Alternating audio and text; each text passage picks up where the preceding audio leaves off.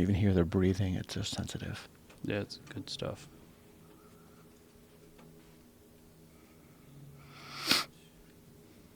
Live already? Damn, there's no countdown? Jamie, you're radical. You're radical. Mr. Boghossian, welcome back. Good to see you again, Thanks. sir. Good to be here. Thanks. Mr. Lindsay. Good to be here. James or Jim, depending upon preferences. That's right. Go with Jim. First of all, gentlemen, and there was one other person that you did this with, this whole project. Helen Pluckrose from England. Shout out to Helen from England. Thanks. She back across the pond right now? She's across the pond. She's fish and chips. And she's making tea and managing Fish and Ariel chips. magazine. That's right. Excellent. All right. Well, shout out to her as well. Let's explain what you guys did and what's so significant about it, because when I first read it, my first inclination, I had two reactions. One was a huge laugh. I laughed really hard. And then I said, thank God somebody exposed this. Yep. Yeah. So tell me what you guys did. Jim, go for it. Yeah, so let's explain who you guys are and what you do. Okay. Yeah. Okay. My background is in mathematics. I bailed out on academia in 2010, though, because I kind of see the writing on the wall. And so now I am a renegade gender scholar, and I write nonsense about genitals. That's primarily what I do. I mean, I manage a business at home, so I got out of academia. Yeah, and I teach philosophy at Portland State University, and I met Jim years ago. We collaborated, and we've written a number of things over the years, and at some point it just came to be we had to do something about this. It was just too ridiculous, and it was translating into the real world, and so we collaborated, and here we are. Well, let's explain what you did and what was ridiculous. What we're talking about, what was ridiculous, is there's many fields of studies that you can get legitimate degrees in that are absolutely preposterous. Right. Literally filled with nonsense, taught by nonsense people who live in these nonsense bubbles. Right. And then they give these degrees, and these people go out in the real world. Exactly. And they infect things. Yep. Their ridiculousness infects certain, particularly tech industry businesses. Yep. Like you see it infecting. James Damore. Yeah. Well, let's explain what you guys did. Yeah, so we started about a year and a half ago now. It was last summer. We started writing a bunch of academic papers for the journals that represent these fields. And so everybody understands what an academic paper is getting out of the gate. This isn't like an op-ed that you dash off for like Washington Post or some magazine or whatever. This is a thing like academics work their careers to write one or two of these a year. Yeah. And so they're really hard to write. They're supposed to be hard to get published. So we wrote 20 of them in 10 months. And 7 of those got accepted. 4 were actually published. And then we got at busted. least 4 more. Yeah, we got busted. And at least 4 more were on track. Maybe 5 or 6 more would have gotten in. What's the difference between getting accepted and getting published? So the process with everything in academia is really slow, and a lot of people don't know this. So you send off this article. The editor looks at it, and the editor either gives it the thumbs up or the thumbs down.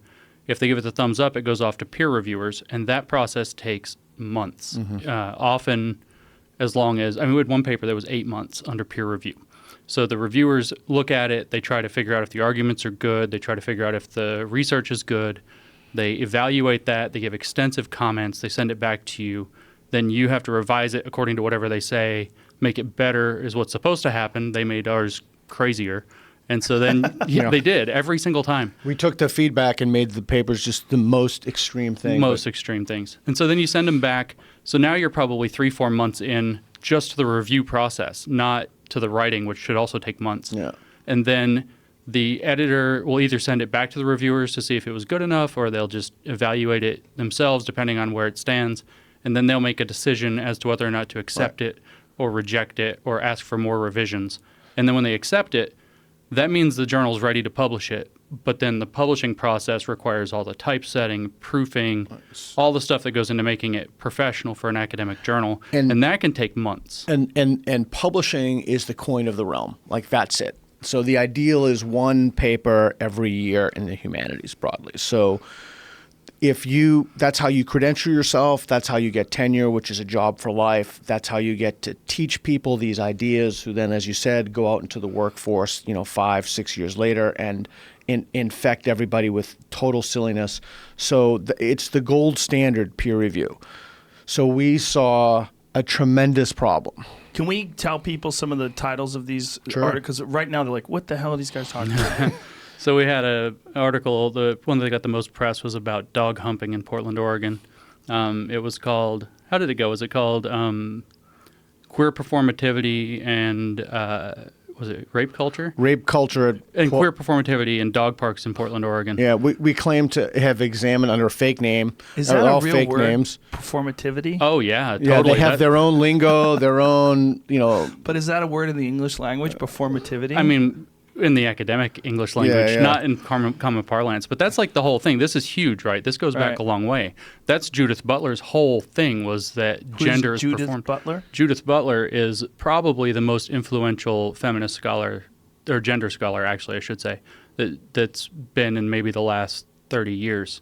She's big time. And so she had this whole thing that gender is performative. It's something you perform. It's not something that has anything to do with your biology. Retracted articles. Oh, yeah, there Human it is. reactions to rape culture and queer performativity at urban dog parks in Portland, Oregon. Why is it retracted?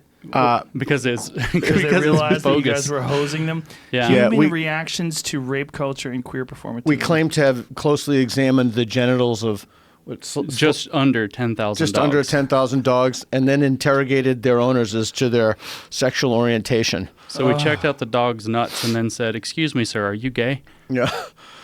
And you So that's asked them if they gendered their dogs. Yeah, well, we made up these totally insane, dogs humping incidents and how they beat female dogs, but they didn't beat male dogs. So that's one of the papers that we made. The other paper that Well, we with wrote, this one also, they had the whole thing like if a male dog humps another male dog, especially men would freak out and break it up. Yeah. Stop that because that's the queer performativity part. Yeah. But then if a male dog humped a female dog, they'd be like, get her, girl. Or, Yeah. Get her, get on it. So you're basically raging against heteronormativity. That's exactly correct. We told them exactly what they wanted to hear, and we gave them bogus statistics to fuel what they already wanted to believe. Yeah, we started off with the idea that what we wanted to get to was a conclusion, and then we made up all the crap in between Yeah. to get to it. And the conclusion was feminism should train men the way we train dogs so that we can get rid of rape culture. Put them on leashes. Yeah. It's right in the paper. It's all is. there. Unfortunately, we cannot put men on leashes. It's not politically feasible to put men on leashes. You guys wrote that? Yeah. Yeah, they or to publish yank it. their leashes when they misbehave. Yeah. And this paper didn't just get published. The journal said that this was exemplary scholarship and gave it an award. Says one of the Oh my God. says one of the best pieces. This year is their 25th anniversary. So this journal's been doing this for 25 years. Yeah. And it's their 25th anniversary. So they're picking out the best papers throughout the whole Exemplary. year Yeah. and putting them, pride of place in some issue of their journal. And ours was going to be in the 7th issue. Was So gonna it be the number either one. is great or it's not great. So it either is great or it's not great. Like, why are they retracting it? Oh, Oh, yeah. because they know we're bogus. So what? You were right. Well, it's like a broken clock. Yeah. The clock's broken, Well- but it is actually 12 o'clock. so they would claim it's incorrectly that we fabricated statistics, but we wrote other papers called, one was fat bodybuilding. So they claim that there should be a category introduced in traditional bodybuilding called fat bodybuilding, where people come and display their fat before the audience. And we didn't manufacture any statistics for that, and they loved that. They thought it, one line in that paper was, a fat body is a built body, and one of the reviewers was like, I wholeheartedly agree or something like that. Oh, Jesus so we want Christ. to, yeah. And then we wrote other papers like to Hypatia. We published got accepted, not published, but that one we claim that it's unacceptable. It's unethical to make fun of anything to do with social justice. Right. And so if you want to make fun of things that don't have anything to do with social justice, that's good. So if we wanted to make fun of men, that's great. If you want to make fun of white people, that's great. If you want to make fun of anything to do with social justice, that's a problem. So Right. we said that, South Park's a huge problem. The Simpsons is a huge problem. We went into talking about how Stephen Colbert and Jon Stewart have the right idea, but then the journal was like, but they're straight white males, so you have to, nuance around that Right. to make it clear that their position as white men, even though they're on the side of social justice, it's not quite good enough, So they published that. They published that. They published that. What was that? What was that one called? That one was called When the Joke's on You. Yeah. And we wrote it so that they would think the joke is on us because we cited our own work in there. Right. But the joke was actually on them for publishing it. Yep. Yeah. Duh. Yeah. Yeah. It's so funny how racist you can be as long as you're racist against white people. That's what we saw, is that as long as you are going up the river against privilege, then you can really just get away with some nasty stuff. Yeah, and you could generalize. Like, totally. Gross generalizations. Absolutely. Do not treat people as individuals. Absolutely. Nope. It's very strange. It's very strange that this is the left. You know, I was a kid in San Francisco in the 1970s. We lived in, there was the hippie times. And I lived there from age 7 to 11.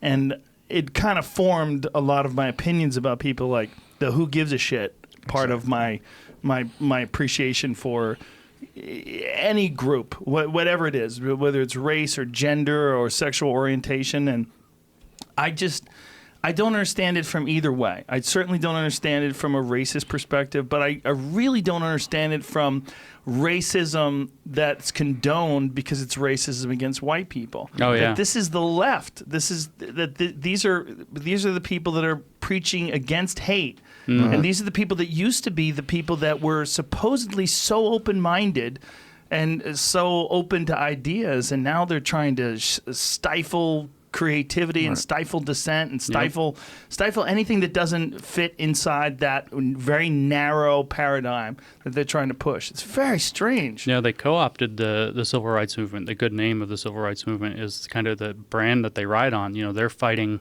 against racism, they're fighting against sexism, misogyny, etc.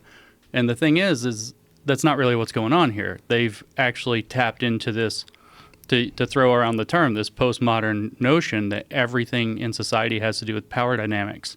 And the power dynamics have to be understood in terms of groups and how those groups have traditionally held power and exercised power. And so immediately it becomes stuck in this idea that it's all about this group or that group and how they relate to one another. And I don't mean like, hey, let's get along relate. I mean like white people are imagined to always be over black people, and therefore, you know, there's always this natural power dynamic of oppressor versus oppressed. And this is stuff that came straight out of this weird postmodern philosophy where you saw these dissatisfied French philosophers in the 60s, you know, all this stuff you were talking about was going down. They saw all this stuff and they said, wow, you know, okay, power dynamics are the thing. Because I should go back a step. The postmodern philosophers like Foucault and all of this got all hooked up on power because they were dissatisfied with seeing what they called grand narratives, Christianity, capitalism, Marxism. They saw all these huge, you know, explanations for how the world works and said, you know, they're not working. Look how bad communism failed. Look how there's so much, you know, bullshit coming out of this or that from religion. It's not working. We need to just get rid of all of it. We're going to deconstruct this. We're going to break it down to its power dynamics, and then we're going to look at it in terms of who has masterhood over who's oppressing what, where's dominance, and it's just kind of grown. It got picked up in the academic culture in the 1960s. That's how old this stuff is. And then it took this huge turn in the 1990s and got really vicious, and that's where it really got, you know, that's when it turned intersectional, actually. That was during the politically correct days? That's when the political correct thing kind of blew up, yeah, is when all this stuff was coming out. So that would have been, you know, late 1980s is really when all of this political correctness stuff started coming out of the academy, and then a few years later you see it coming all over politics, which is typically what happens. It starts in the academy, a few years later it leaks into the culture. Right. And politics or media or the tech sector now, whatever it happens to be. The stifling of creativity is the most disturbing part about it. Like the agreement that South Park and The Simpsons are a real problem. It's so bizarre because, like, here's the thing: if they miss the mark and it's not funny, it won't work, and then it'll be a bad show, and no one will like it. But if it's funny, there has to be something about it that people find ironic, satirical. There has to be something about it that people are enjoying that has to point to some truth. Yep. And the denial of this, and instead, like the saying, oh, it's white males that are causing this problem and you shouldn't attack this or that, or, there's subjects that are off limits and social justice should never be attacked. Like, to agree to that, it's so preposterous. This is life we're talking about. Yeah. This is literally the nuance of life. All the various strange things in the spectrum of human behavior and all the things you encounter in life. And to segment and limit what is and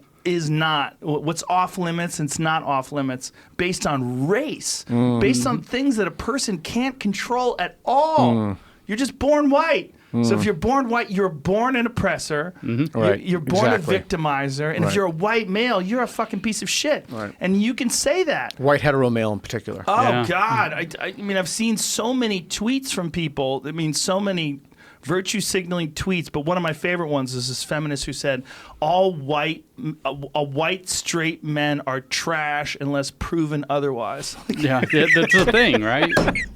All of us. All of us. All of us. All of There's us. 150 million of Yeah. us.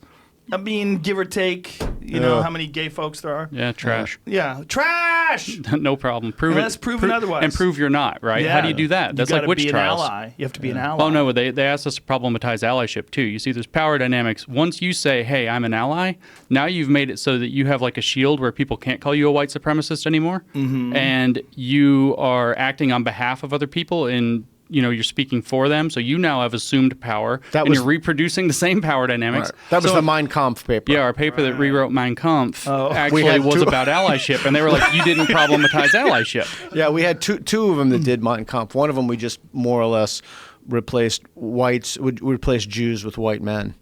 And you literally took Mein Kampf, the actual words from Mein Kampf, and put it in this paper and replaced the word Jews with the word white men, and they accepted it. Well, we had two papers that did Mein Kampf. Yeah. We had two versions. So that one did not get accepted. That one did not. What were the quotes that you guys used? I mean, so with that one, what we did was we took the whole document online and we just searched the word Jew. And we just started picking sentences and paragraphs. So what was it? That at the end it was something like, if we don't combat whiteness, it's going to be the funeral wreath for mankind. That's straight out of Mein Kampf. Now they didn't accept that paper though, because that paper turns out was written from the perspective of a white lesbian who hated her own whiteness, and they said that it was positioning her as a good white, and because she's making herself out as a good white, again, allyship isn't as all it's cracked up to be. She, was making a problem. She should have really been forwarding the ideas of the black scholars that she read way more and not talking about herself so much, even though it was a paper designed to be talking about herself. Yeah, because that was what Hitler did, so that's what we had to do. Yeah. Now, the other Mein Kampf paper was about feminism, and what we did was we took the chapter, it's chapter 12, we took the chapter where he says this is why we should have the Nazi Party and what is expected of people who are going to be part of it. And we took out our movement or party. He didn't call it a Nazi party in the chapter, but everywhere he's like, our movement. Took that out, put in intersectional feminism. And then modified the words and added theory around it so that it would fly. And Theory? Yeah, theory. That's what they call it. I love that word. Yeah, theory. I love when feminist theory. I love when they throw that around. Like, what are you saying? But you're saying things that, like, once you say that, you're good. Like you can say something ridiculous and then say feminist theory, and they're like, "Oh, it's in feminist theory." Yeah, that's the thing, right? Is so much of the stuff they come up with. Let me throw them an olive branch. Like so much of the stuff they come up with is a creative idea. Maybe there's something to some of this stuff, right? But what they're putting forward is hypotheses, and then they're treating them as conclusions. So they're putting forward this idea. I saw one on Twitter today. It was something like, it was about South Park, how it's been laundering racism into society and making everybody comfortable with racism. And that's why everything's so racist and people are shooting Jews, is because South Park made it normal. But they're treating that as a conclusion, but that's a hypothesis, right? So we could test that. It's conceivable that you could actually try to parse out what variables need to be controlled. See, South Park came out, it started doing these themes. How does it track? Statisticians can do kind of amazing things with that stuff, but they're not doing that. They're not testing it. Instead of testing it, they're concluding it, and they're using theory to do so. And they're go ahead. No, it's even bigger than that, because why don't they test it? Well, if they tested it, and I'm not making this shit up. You won't believe me, but this is true. If they tested it and the test showed that their hypothesis was wrong, they would say that the test was racist. Right. That the test is condoning racism, and that's why it didn't give them the desired result. How would you test something like that? Because I mean, I'm not a statistician. I actually am a mathematician, but I'm not a statistician. They're two different things. So I'm not exactly sure how you would test that. But conceivably, you could gather data, survey data, and see how attitudes have changed. Maybe you could track kinds of articles, kinds of events that are coming out. You could kind of pair that up with what's been shown on South Park. Yeah, who are at South Park and track that with attitudes. I mean, but there's no effort to do this. They're like, oh, South Park presents these ideas, which they then cherry pick because there's other ideas that they don't talk about that are, point the other direction. These ideas are problematic. That's the big word. Theoretically, that's a problem. Why? Because and I'm not joking, they literally believe that use of language creates the power dynamics that define society. So South Park's using language and imagery that creates a power dynamic that makes people more comfortable being racist.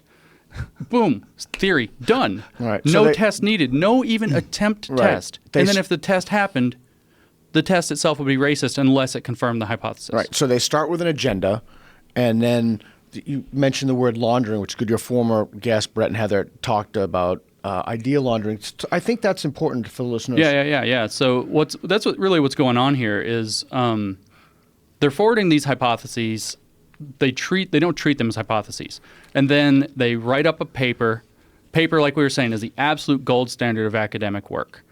They send the paper off. The reviewers, in our cases, made our papers crazier every single time. So they push it further into the ideology or the madness. How does a reviewer do something like that? What input do they get to have? They said, for example, that we should problematize allyship. If we want our paper published, we've got to problematize allyship. I love that word, problematize. Yeah. Everything. Problematize everything. Dog parks, problematize everything. Problematize. Literally anything can be problematized and looked at through a feminist lens. It's such they a great problematize word. everything. Everything. The whole world's a fucking their problem. Tool. That's why we called it grievance studies. The whole world's a problem. It's a grievance. They're massively okay. So then, but the transphobia. Yeah, thing. the trans paper. So we wrote this paper saying that straight men are generally transphobic, meaning in particular the kind of niche, weird definition that you see on the internet and activists sometimes, that they aren't interested in having sex with trans people who have penises, trans women who have a penis in particular. And so we said that, well, that's a kind of transphobia, and clearly the reason that they might be transphobic is because they don't practice putting things in their butts. So if they start putting stuff up their butts, in particular, we called the paper dildos. So you can imagine what we were saying, they should put up their butts. The whole paper was called dildos? No, that was the nickname we gave it. The paper was called Going In Through the Back Door.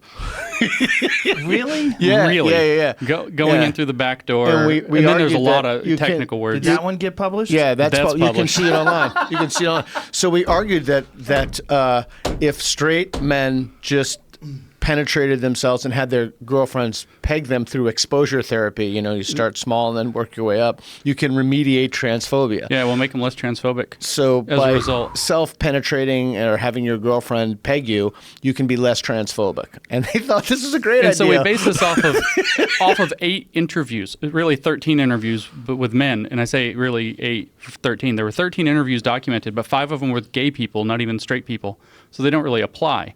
So then we have these 8 interviews with straight men. We made one of them a conservative. And so we could just put in crazy things that a conservative might say about this. And they were like, why weren't there more conservatives participating? So I was like, well, I'm going to run with this.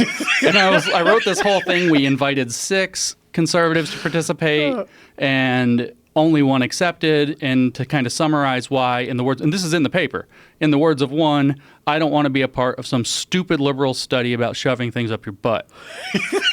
And they published that. Boom, right in. Oh my God. Oh, yeah. So we wrote here it is. Retracted article. Yep.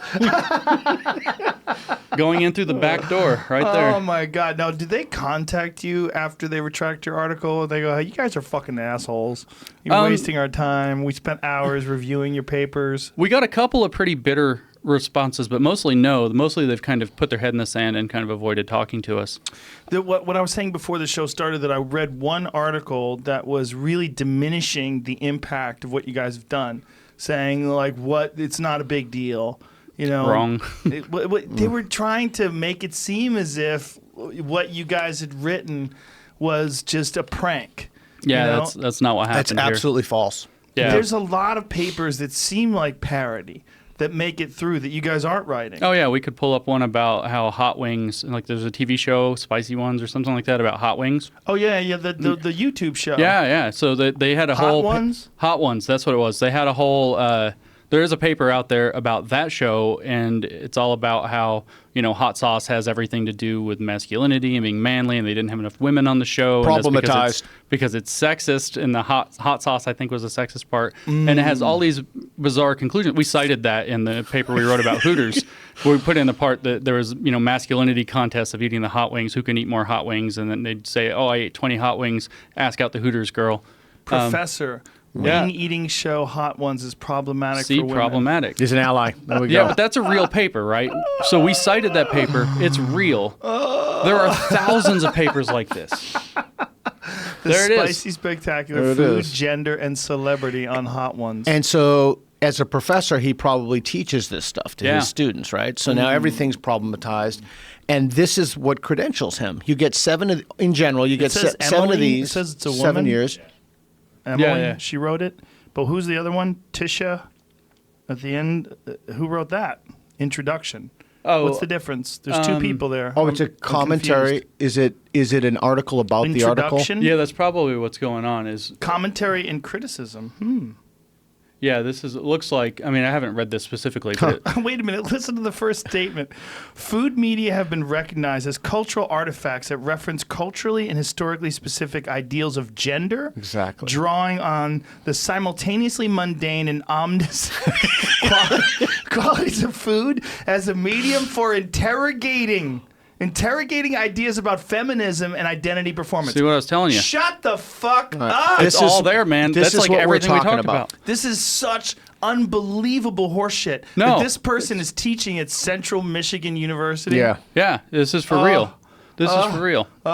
And so there is now an ever-expanding group of these folks. They teach. Do you want to read more of it? It's so fucking funny. In We this didn't write this commentary one. and criticism section, the authors introduce a diverse sample of case studies that demonstrate the emergence of feminist ideas in and through food media. Oh, yeah, man. What the fuck are you talking They're really about? worried about that. Get a job!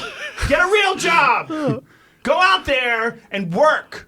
Do something that someone wants to pay for. Do something of value. Engagement with hot sauce. God, this is so crazy. Right. And this is what they're teaching our kids. Racial assumptions inherent to post-feminist food culture. Oh, yeah, I was going to write a paper about how cornbread is being gentrified, and that's why we'll never get over racism, because white people are making like pumpkin spice cornbread. There's something that I tweeted the other day about Gad Sad tweeted it, and I retweeted it. About some woman, she's taking back bone broth. Oh, I saw that. Oh, yeah, yeah. that's good. What in the fuck are you talking about? People have been cooking bone broth for thousands of years. Thousands of years. It's a way of getting nutrients from the food you They've eat. problematized it. Yep. Oh, look at this. Queer woman of color wants to decolonize bone broth. Stop appropriating my culture. It's Gad Sad. He's awesome.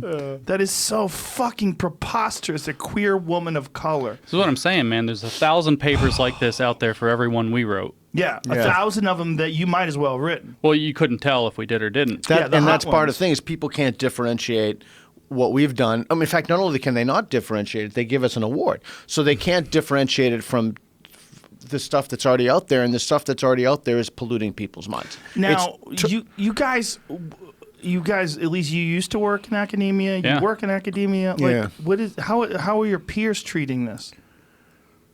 Are people mad at you? Pete is going to have a lot to say about that, I think. But for me, from academic people, I've had 2 kinds of responses. But but some of those are like, you guys. And then the overwhelming of them are the same thing over and over and over again. And I mean, a lot of people. Thank you so much for doing this, but I can't. Don't tell anybody. I'm trying to get a job. I'm up for tenure. I can't talk about. Thank you. This needs to go. And that's everywhere. It's everywhere. You can't proceed through academia now unless you bow to this stuff. Tenure sounds like tyranny. It just, the whole thing sounds preposterous that you can keep a job for life. Well, the idea was supposed to be that you work your ass off for a few years, and then it was supposed to be to defend academic freedom. Yes. So you get tenure, then you can go forth and put out some crazy ideas, really like dig into some stuff, and they can't fire you for, coming up with maybe weird stuff. And then people would argue about it. But now it's kind of become the situation where people get in this they get in their job, and then you can't get rid of them. Yeah. Right. Yeah. What is there a way to fire people? Well, if they do something like sexual harassment, then usually, that you can find a way around the tenure thing. So, what is it like for you? Now, you are actually it's super teaching. uncomfortable. Are people upset at you? Yeah, I'd say they're enraged. The only thing I can think of is if you taught at a Christian school and then you went in and took videos and posted them on YouTube of defecating the Bible and then just walked into the school. So I think it's kind of similar in that they have bought hook, line, and sinker into microaggressions, trigger warnings, safe spaces, diversity initiatives. There's no questioning. And it's something for me that makes me deeply uncomfortable when my students can't ask questions, when they can't. They're just uncomfortable to voice their opinions about things, and I think that to say the least, a lot of people are enraged at me. But exactly what Jim said, some people will come and like, "Oh, thank you so much." But again, I can't be public about this. What is the ratio? I mean, for me, it's like 95% people who are really happy it happened and can't let it be known. But I'm not, facing these people every day. Yeah. Well, through the videos from Evergreen State, you can see Brett Weinstein's interactions with not just students, but also some of the professors that were there. There were some of these preposterous people that he had to work with. Oh, yeah. That are buying in hook, line, and sinker to this stuff, and they live in these insulated worlds. Absolutely. And they just, they create these people that also want to stay inside these insulated worlds and then just sort of stew in these ideas and then, again, go out into the real world. Yeah, and they think they're better people as a result. Yeah. Right? Yeah, So that's the big trick. They're doing the good work. Yeah, because to question this, maybe to look at it and say, that kind of looks like bullshit, but I don't know. A lot of these guys are left-leaning people or outright leftists. A lot of them want to do the right thing, right? Yeah. They really do. These people really care about progressive agendas, getting over any lingering discrimination that's going on, racism, sexism, et cetera. They really want to do the right thing. Good for them, right? That's what we want.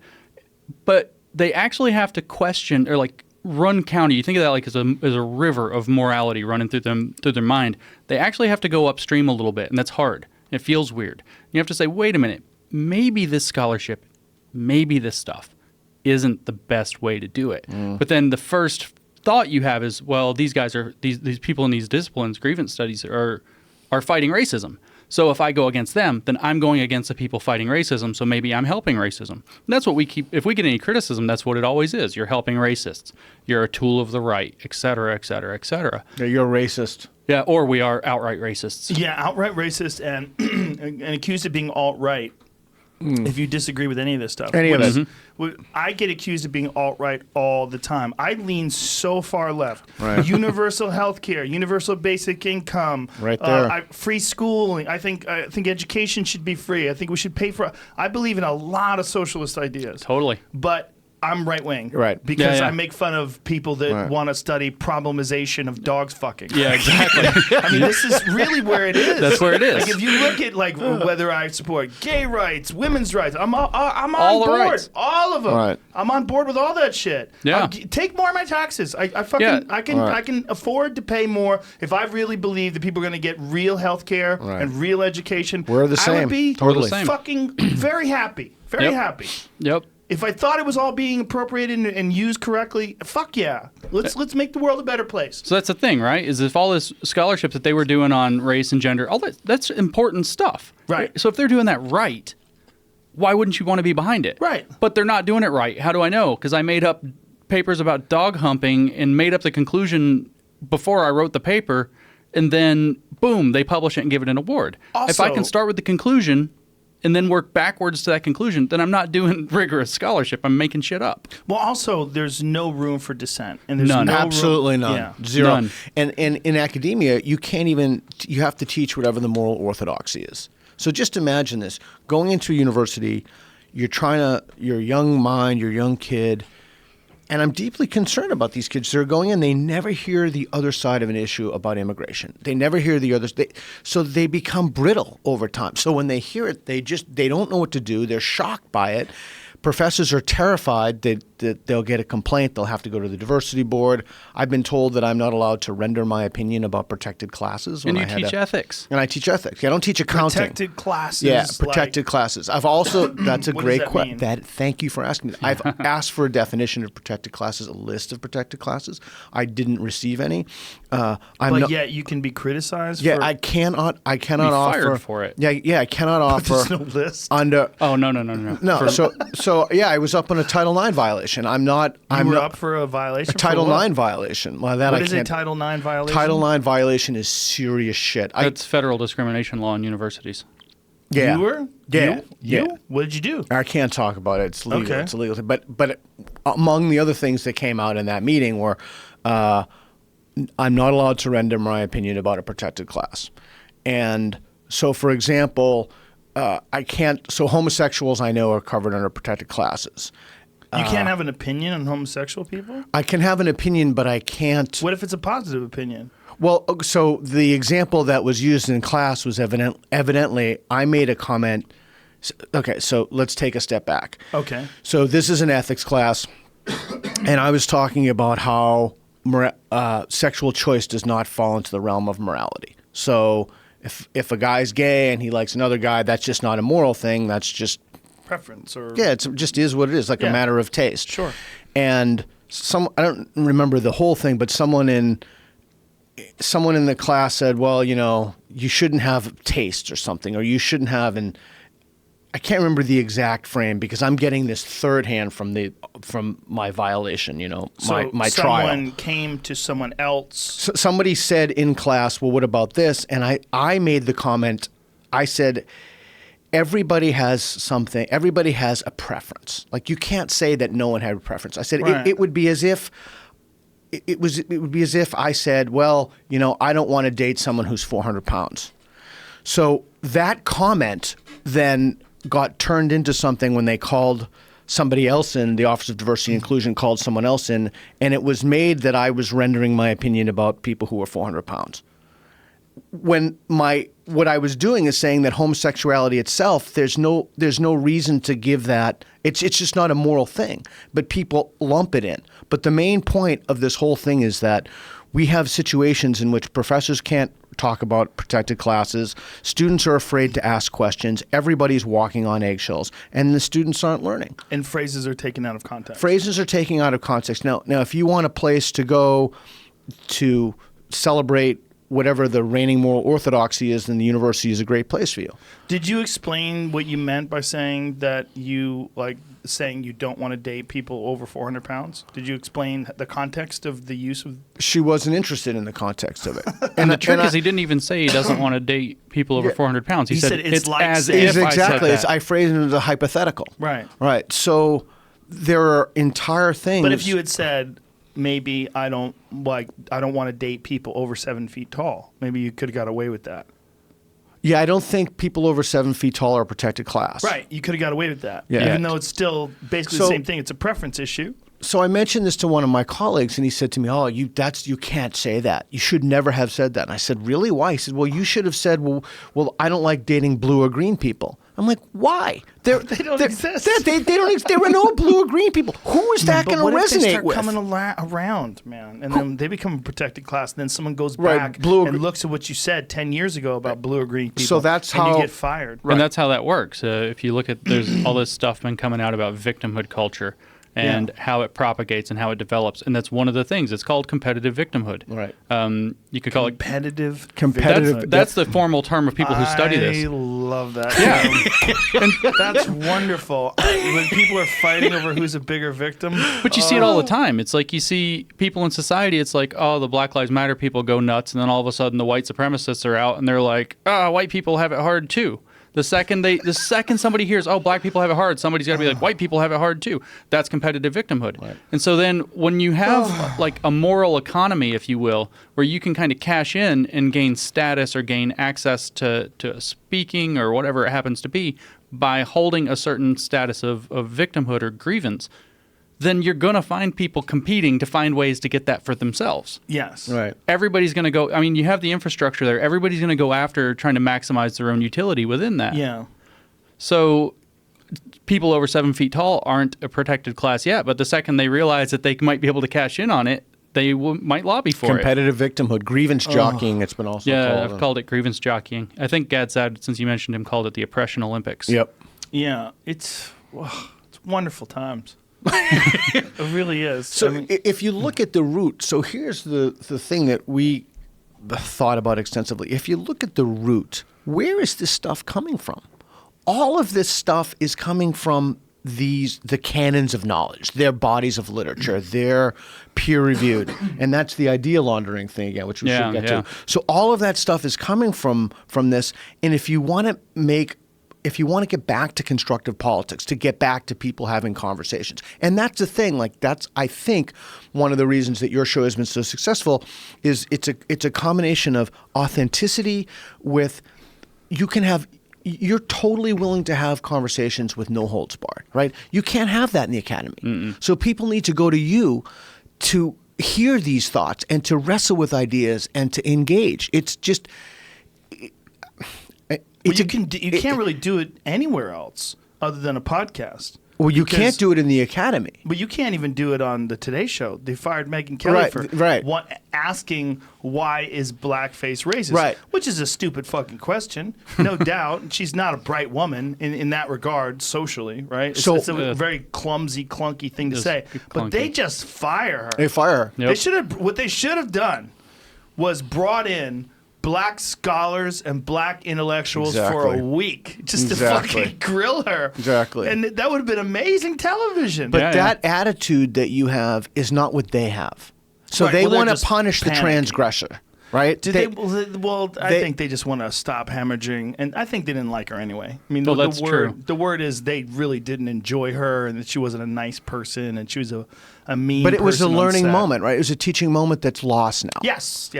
But it's lost. But think about it in terms of what we were talking about earlier, where the scholarship's stretching back again to the 60s. You have this idea that all of society is constructed out of power dynamics that are mediated through language, media, imagery. And so she just now became problematic, and she put out ideas that would be dangerous and poisonous. Not something to discuss the merits or dismerits of, not something to work through, not something as a teachable moment. She put out an idea that's dangerous. She can't put out ideas anymore. Well, you know, it was really interesting, too. She was so disingenuous in how she approached it. It's so obvious. You know, what a black person why is it wrong for a black person to dress as a white person? It's not. No one ever said that. Why are you pretending? You're just setting it up so that you could say a white person wearing blackface.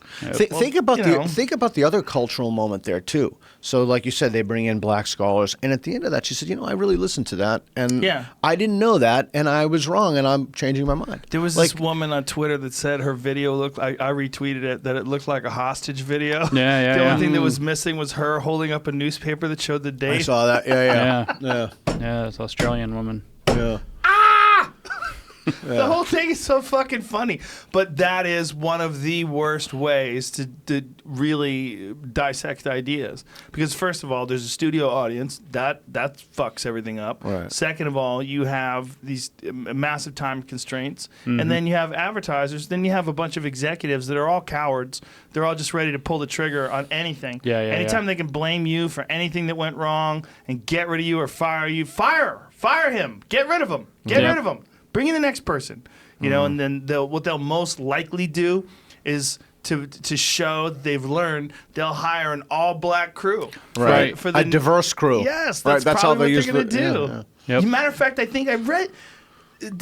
Aren't they doing that? See if they do that. They're replacing Megyn Kelly with a crew of color. It's just... Think about where that works, right? It works. You said they're cowards. They're afraid they're going to, damage their brand or whatever it is. Yeah. Where does that work? Or who works on that? Bullies, right? So these people, why are they so pervasive in the academy? Why are they so pervasive in media? They know they can bully these people. They know that they can go lean on this stuff, and somebody's going to be cowardly, and then they're going to be able to, make something change in the direction they want it to change. Right. You see it even creeping into politics. They try to do it with policymakers. You see it a lot more in a lot of other countries. Right now, we're in this massive backlash against it in American politics. How's that going? Did 2016 help your progressive agenda, gang? Holy crap! Well, that is a part of the problem with the. What are they saying? So look at this. Today, as you know, we're starting a new chapter in the third hour of our show as it evolves. It's evolving. It's a fucking living being. We want you to know the entire Today family will continue to bring you informative and important stories, just as we always have. And look, 2 black guys and a brown chick. That's 100% diverse. We got rid of the ice princess. It's all diverse. That's the thing. Is the way that diversity is defined. If you had a panel that was just black guys, it would be 100% diverse. Yeah, so they've redefined the word diversity. They've redefined the word inclusion. So, but to people outside the academy, they think, oh, diversity, it's a great thing, right? But that's not what it means. It means kind of when everybody has the same ideas about something. It's also when if you're enforcing diversity, for what look, we would have to find out. Ultimately, the goal is to find out what causes people to succeed. And especially succeeding in something that is benign as talking, right? You're just talking. That's all you're doing. So what causes someone to succeed in talking? What makes their ideas valuable? What makes them someone you enjoy listening to? And then finding what impediments there are to that in all the various communities and fix it at the root level. What doesn't work is saying we need one Chinese lady, we need one black guy, and we need one white guy. Because if you do something like that, you're not going to get the best show. Nope. Or you're not going to get the best anything. Well, you're not even guaranteed to achieve the goal you're claiming. So it goes back to theory. In theory, and I mean theory in terms of postmodern critical theory that this stuff's all based in that we studied, the idea is that if you have a particular identity, now you have a particular view of the world. And people of other identities have different ones. And in fact, there's this whole thing called standpoint epistemology that says that if you have a marginalized identity, you know more about the world than other people because you live in 2 worlds at once. So the idea is, if we get a black guy in here, he's had a different life experience, therefore he can speak truly to that. If you get a Chinese lady in here, she can speak to that, so on and so forth. So the guess is that by virtue merely of bringing in people who look different with different races or genders or sexes or sexualities, then you automatically get a diverse set of opinions. But that doesn't work. That's not how that actually works. You could take people of every race, educate them on the exact same social justice curriculum, and they all think exactly the same thing. But at least in something like hosting the Today Show, you are just talking. Once you put these sort of diversity standards to something like mathematics, that's when things get super squirrely. They're trying to do that a little bit. I'm sure you retweeted that thing I wrote about mathematics, and they wanted people to sign an equity, which is another word that they've co-opted. They wanted folks to sign an equity statement and a diversity statement. And the thing is, explain that. Explain what they're trying to. That you have a commitment to diversity. Yeah, you have a commitment to diversity, and you have a commitment to equity. And so equity does not mean treating people equally. It's not like you have a commitment to equality, which is we should all have a commitment to equality. Equity is defined differently. It's to make up for past injustices or to make up for some deficiency that has occurred somewhere along the line. So affirmative action is an equity movement. It's to treat people differently in order to level the playing field. Yeah. So it's not treating people. It's not treating people equally, and that's the key thing. It sounds like it is, but it's not. It's a word that they've smuggled in. Straight out of the literature again. It's again out of all the stuff comes back to the literature. So if you look at the word equity in the dictionary, you get one definition. But if you look at the word equity as they're applying it. Yeah, in sociological definitions, it's a very specific thing that means something slightly different from what people assume it means. So here's the question you should ask somebody. Anytime you hear someone use the word equity, just ask, I'm curious, why didn't you use the word equality? Can you think of would the sentence be the same? Would the meaning be the same? Well, the meaning is not the same. That's why they used equity and not equality. Well, equity is a finance word. That's why it's weird. Equity is also a fun. Yeah. So they don't make up new words, right? They co-opt. Yeah, they co-opt. They change, and then they smuggle diversity, inclusion. Yeah. And they write these academic papers, and they come up with these ideas. They start with their conclusion. They push it through. It gets published. And that's just like, it's like the academic equivalent of money laundering. Yes. Right? So how does money laundering work? Yes. You take some money, you got, ill-gotten money, you put it through, this shell company or this thing or the other thing, and it comes back to you, and now it's had a legal trail that makes it legit, right? Well, here you take some prejudice, you write it down as an academic paper, you publish the thing, it gets the academic standard stamp on it, it's the gold standard of knowledge now, and now this prejudice you started with now looks like legitimate knowledge that can go straight in the classroom, it can go straight to activists or policymakers. It's a real problem. Yeah, and it's really funny though that you're saying it's like academic money laundering. It is. It is. Yeah, that's Brett. That's Brett Weinstein said that. That Brett Weinstein said that, and that's what it is. It comes out the other side as knowledge. Yeah. So then they think they have knowledge. Right. So our paper about the dildos, the guy said this paper is an important contribution to knowledge. Yeah. Who said that? The reviewer one, I think. Reviewer one. Who the fuck are you? Yeah. Important contribution to knowledge. I would hope reviewer one was just hitting a bong right before he wrote that, just baked out of his mind, laughing at the whole thing. Knowledge. What kind of person gets attracted to wholeheartedly agreeing to these ridiculous ideas? Like, what are the people like? It's a great question. I think it's people who want to save the world. Well, I think we'd all like to save the world. Yeah, I'm much more cynical than you. But yeah, they've got a. No, they've got this idea that, I mean, we talked a moment ago about privilege, and we kind of brushed real close to the idea that it fits kind of like original sin, and so they see that the downside of privilege, the opposite side, discrimination or racism, sexism, etc. Hate is the big word. Fight hate. Or he's using hate. This is hate speech. That's where I think they got the term. That's like the evil thing. You're born with privilege. That's like original sin. So what do they want to do? They want to save the world by clearing out the evil of privilege, by clearing out hate from the world.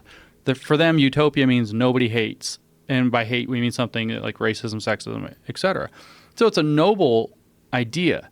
But then when you start looking at it in this like ridiculous way, like you're born with privilege and now you're just stuck with it, right? What can you do? It's original sin. You can be sorry for it. You can try to be an ally and work it off. You can check it, whatever the hell that means. You can do a lot of things, but you can't actually atone for it. You can't get over it. You can't get rid of it.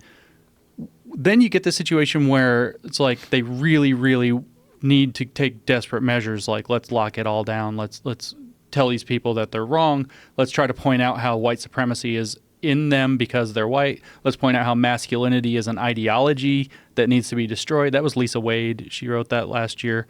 Masculinity is an ideology that needs to be destroyed? Yeah, it needs to be masculinity. Because Trump. And this is the thing, right? I think in the past couple of years, of course, before Trump, it wasn't. They had other avatars. I think there's a lot of anger and frustration, justifiably so, at Trump. And they see this. And so I read so many other, usually op-eds, not their academic pieces. And it's like, men are like this, men are blah, blah, blah. And you can tell they're just talking about Trump. But they can't touch him, so they're pissed off, and they try to take it out on all men. I think that's like a huge thing. They see these problems, they exaggerate the problems, they practice problematizing. And that's a thing, right? They practice this stuff. You go to school, it's in the general ed curriculum, maybe they major in this stuff. You get good at finding problems. I was just talking yesterday, came over, I got to Los Angeles a couple times before, but I've never been to the beach. I never actually made it down. So I went down to Santa Monica. I go to one of these burger places right right by the pier, and it says that this is the burger that made Santa Monica famous. And immediately you saw the Hot Ones thing, right? I was like, there's a paper in this. You see the problems. Here you have this manly double cheeseburger being marketed. That's what made Santa Monica famous? Oh, so manly food culture is the kind of like colonialism that goes and makes a city become a city. It makes a place into a place. And I could write a paper about that in 3 days. Do you have to have credentials to write a paper? Do you have to have a Ph.D.? No, technically not. And that's a sad thing because what their response to this has been, we're going to screen better to see who is actually writing these papers so they can't trick us. But Well, that's how could bullshit. they possibly trick you? The point is that with scholarship is that it should stand on its merits. If Right. the Yes. argument's Right. solid, if the research is good, and they thought our research was good. That's my point about the dog humping thing. Yeah. They should leave it the way it is. If they're saying that this is such an important piece. Right. Well, I mean, I would walk back on that one because we did make up the data. And falsifying data is not cool. Well, what data would be incorrect? Like what when you? Oh, did we didn't even go to falsify- the dog park. We definitely didn't ask anybody about their dogs or their genitals or I anything. bet you could have. I mean, we said that- similar results. We said that there's a dog crapping on another dog's head in the paper, and like that didn't happen. I'm sure that didn't happen, and maybe it did happen. I don't know. I mean, this stuff is insane. But we had other papers that didn't do that. Fat bodybuilding didn't do that. The one that's the one that jokes on you didn't do that. There's no made up data in most of our papers, and why shouldn't those stand? Right? Why should they stand by those? Exactly. I can get it. Okay, Because they can't differentiate real scholarship from bullshit because they're in this crazy ecosystem Yeah. in which their ability to make discerning judgments about things has been dulled because they put an agenda before the truth. I keep seeing all these academics coming like they get their gotcha moment on us. They're like, I read your paper. It's actually a real paper. It's good. Yeah, how crazy is that? It's like, yeah, thanks for noticing, asshole. That's exactly what we were trying to do. We weren't writing just stupid pranks. The dog park paper is pretty funny, but we were actually trying to learn what's going on there. Thanks for noticing. Somebody finally did. But that means, of course, they don't want to admit that we actually learned this stuff because then when we say it's shit, they're stuck with somebody who knows what they're talking about saying it sucks. And they don't want that either. Now, when you said there's people that are trying to save the world, Yeah. like what do you really mean by that? I think they're the people who are trying to build the kingdom of God on the planet Earth. It's, to draw a metaphor, a religious metaphor. They are people who see an evil and they want to purge the world of that evil by any means necessary. And the evil being like Privilege, Privilege, yeah. privilege, hate. and it's white It's supremacy, the new religion. So as patriarchy. Christianity goes down, it's just, the Game of Thrones. The only reason you need new gods are because people don't believe in the old gods. Right. And so we have these religious modules or what have you in our brain, and the new religion is intersectionality. And we see And that really is what it is, it's right? exactly what it is. Yeah, and the parallels are we've been staggering. writing about that and talking about that for years I've now. been studying That's religious real. psychology for Yeah. years, and it's all over the It place is. in this. It is. Political correctness is And even paralleled with blasphemy. It's the even same the thing. parallels of heresy. The Yep. parallels. That's exactly That's right. exactly Heresy. right. Yeah. I mean, it's so stunning how easily people sort of slide into Right. these preconditioned slots. Here's the one difference, and I think this is a key difference. The reason that it's easier, and I mentioned this to Penn Jillette when we did a talk, and he just couldn't believe it. The reason that it's easier to talk to a Christian, for example, about faith or about their religion is because at the end of the day, it comes down to faith.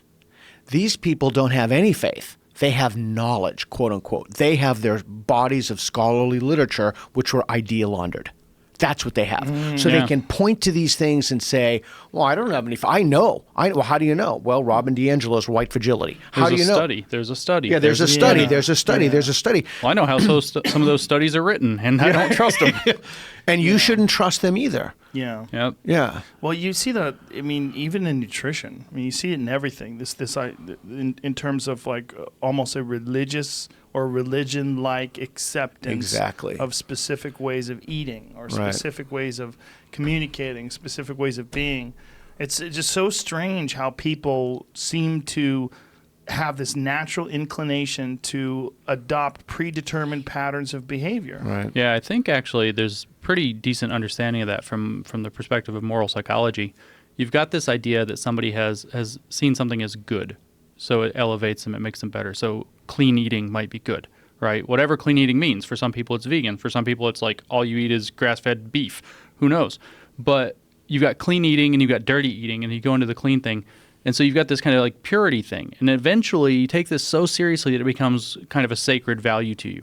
Well, what's sacred mean? We have this kind of vague sense, holy, this, that, that's sacred, and it's something really important to somebody. Well, what it really means is that it's taken on so much moral importance to somebody that they no longer will allow it to be questioned. When something's sacred, it's now been removed from the sphere of being doubted, questioned, or whatever. And so when you have this idea like that, let's say that privilege is the cause of racism, and you've elevated that or the problem with everything in society even, then you've elevated that to like a sacred value that can't be questioned. You can't say, maybe there's another dimension to it. That's when you start getting these kind of religious-like behaviors. You start getting these problems because you've got a place where it can't be, A, questioned, B, made fun of. We were talking about the comedy earlier. This is killing comedy, right? It's absolutely killing comedy because you can't make a joke because if the joke goes a little bit wrong, now you've committed a heresy. You're a blasphemer. They're gonna. Yes, but no, because people love when you go against it. That's true. Like the weight of it is there, but when you resist it, people scream and throw their hands up. Yes. So this is really interesting because if we take their theory about humor at face value, right, that you can only go against a power thing. So we say, okay, you know what? We wrote a paper. One of our papers, The Joke's on You, is about that. Let's say they're right. Why do people love it? Well, it's because everybody knows these guys have power. They're trying to pretend that they don't have power, that they're the victims, they're the oppressed. Meanwhile, they're bullying everybody into everything. They're firing people for saying the wrong thing in class, whatever it is. That's only possible if they have power. And the joke, when South Park makes fun of, like, what was it, PC Principle or whatever? When South Park makes fun of that, the only reason people laugh, if their theory is right, is because they're powerful. If their theory is wrong, because it's just funny, then we can talk about something different. But if they're actually right, if they're actually making a point here, they're not recognizing that they're admitting that they have seized a lot of cultural power. And that's why people celebrate when you go back against stuff. That's why people have sent us so many emails like, this is the greatest thing ever. Thank you so much for doing this. There's all this shit like, you guys are heroes, blah, blah, blah. Why? Because they wanted to see you laughed. Why? Because it's funny as hell is why. And why? Because these people are, they're influencing the shit out of stuff. Yeah. And if they weren't, if they were just, victims who don't have a voice, who can't make any impact, who aren't bullying people, everybody would be like, why are you bullying those guys? Why are you being a dick, right? But everybody thinks it's funny, and why? Because they have real impact. They have real impact, yeah. And that's one of the things that we really want to convey to people, is that what happens in the academy does not stay in the academy. No, it's spread. It's spread throughout the world now. And I've read some articles about some things that we've said on this show that are just fucking completely preposterous and taken totally out of context and presented as some evidence of, whatever transgression that's impossible to defend. Right. It's very strange. It's a very strange time for communication. It's a very strange time for ideas. Yeah. But I also think it's really exciting. It's exciting that all this nonsense is going on. That's one of the things that I really loved about what you guys have done. It's exciting.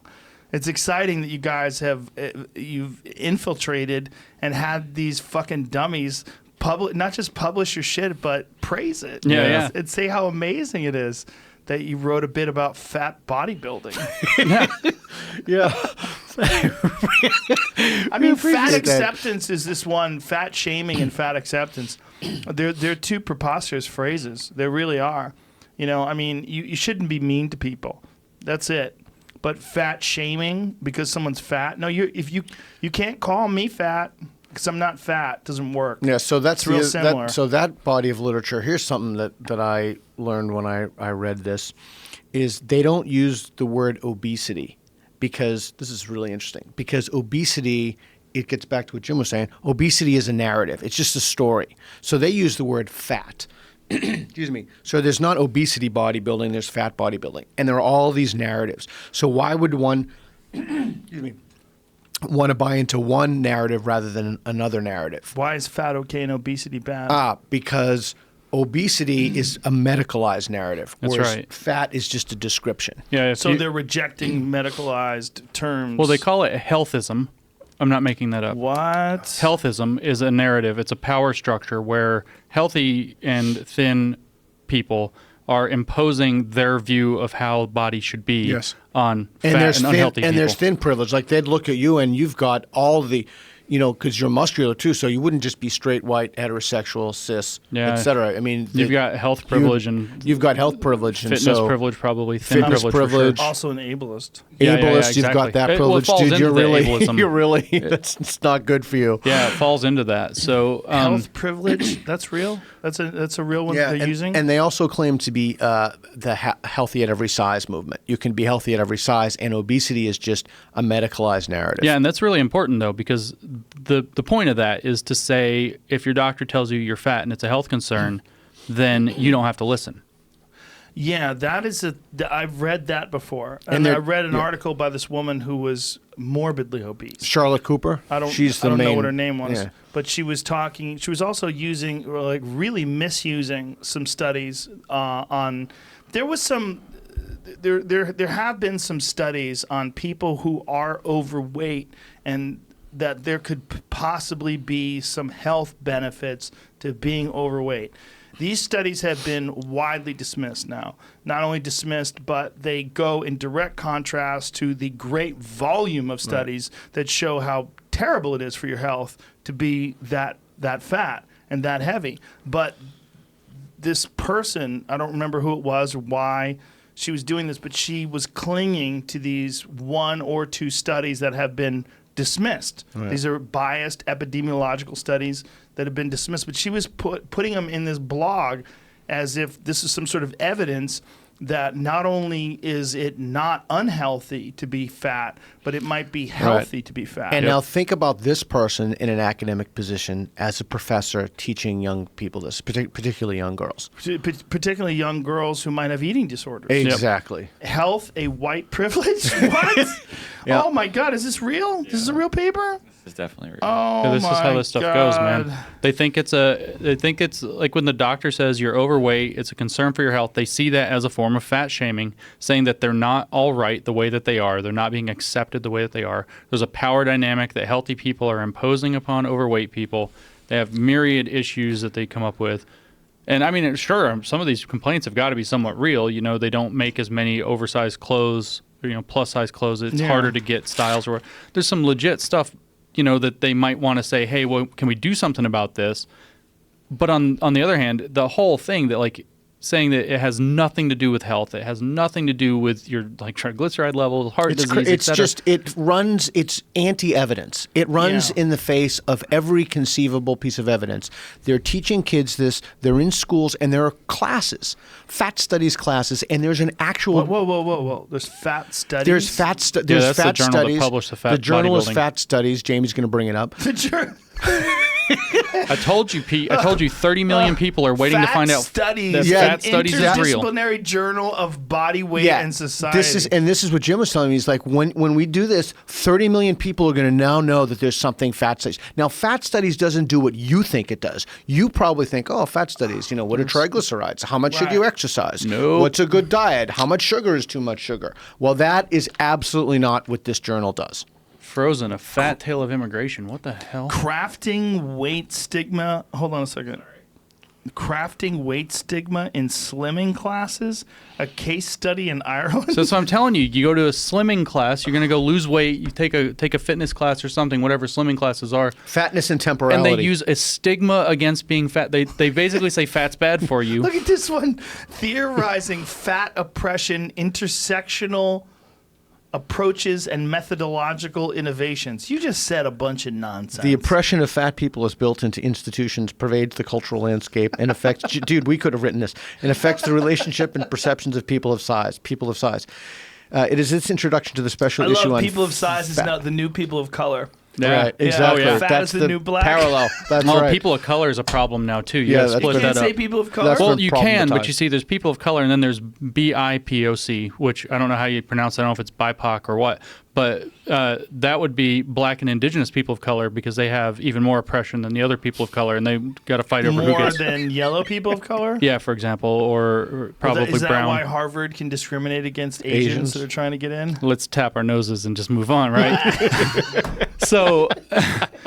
But then that's even a problem because indigenous has recently been branded a racist term because you're not actually honoring... Yeah, you're not hitting the actual tribal identity. If you get right on the cutting edge of the stuff, it's like really going into meltdown Indigenous is because it's too random? Well, yeah, you're generalizing. You're Cherokee, Navajo. Yes. Yeah. Nez Perce. Yeah, okay. So you can see, again, the competitive victimhood going on, who gets to claim more of the victimhood pie. And, now we've got this thing about people of color, so they get, victimhood status.